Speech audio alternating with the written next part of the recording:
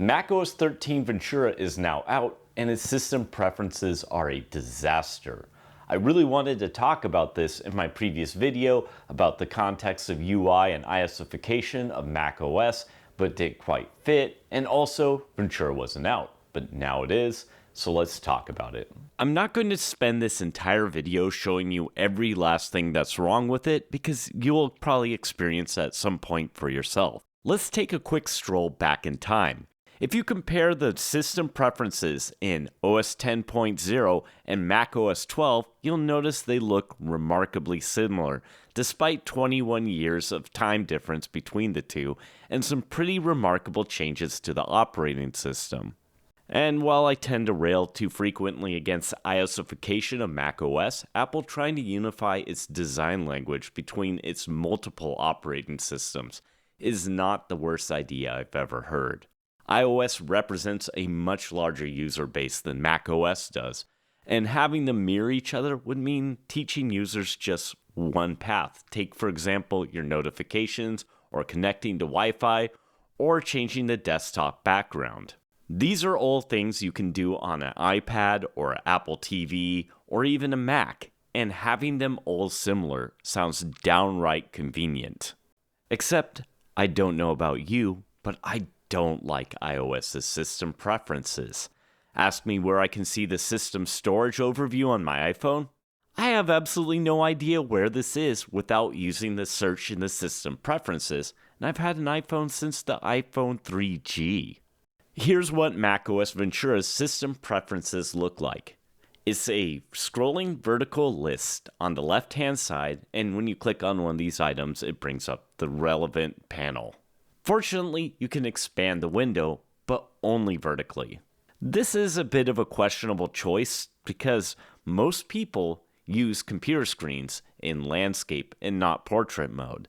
The order of the system preferences are now based on iOS, which places stupid priorities on features that aren't the sort of things you normally care about on a computer as much, such as focus and screen time. So far, these changes are tolerable, but check out what happens when I click on the wallpaper section. The desktop pictures are now horizontal scroll, which is a bit of a UX no-no on desktops, since you traditionally have the screen real estate, and many mice don't have horizontal scrolling. Just in case you forgot, here's what Monterey looks like. This is not perfect, but it is easier to use. Ventura is a hot mess. Apple changed the name from desktops to wallpaper, but doesn't even use its design language consistently. Inside the panel, they still use the word desktop pictures. If we go into the system, into library, it's not wallpapers, it's desktop pictures. I get that Apple uses wallpaper on iOS, but this is seriously busted. Now let's look at the battery. Again, here's Monterey, and it's pretty easy to set your power options based on your battery versus power adapter and even scheduling. Go back to Ventura, and it's entirely gone. How about sound? This is a pretty good bad example. Instead of a easy clickable list of sounds, you now have to click a drop down to select it, then preview it. On Monterey, you can click them to preview them and also use your arrow keys. Here's another really bad downgrade, displays. All of these are now mystery resolutions. In Monterey, all the information is packed into a nice tight space, but more importantly, we get clearly communicated to us the concept of visual scaling in our nifty interface. To make things even more confusing, they don't even use the words universal control to explain universal control.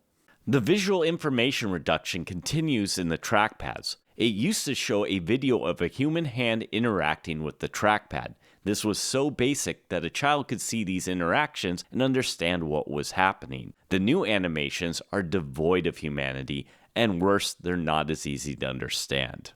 While it wasn't crazy how Apple handled the control center in Monterey, at least it's visually represented as opposed to whatever this is.